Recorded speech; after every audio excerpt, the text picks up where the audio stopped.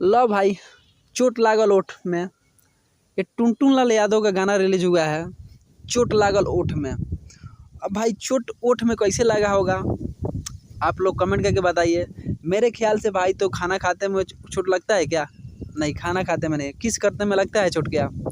अब पता नहीं चोट कैसे लगा हो, आप लोग कमेंट करके जरूर बताइए कि भाई चोट कैसे लगा होगा। लेकिन गाना की बात करते हैं भाई, गाना ज़बरदस्त है। आप लोग जाके तो सुन सकते हैं, और वीडियो HD क्वालिटी है, 4K में जाकर फुल इंजॉय कर सकते हैं। क्योंकि अहिरान स्टार टुनटुन लाल यादव गाना गाए हुए हैं, चोट लागल ओठ में, समझे?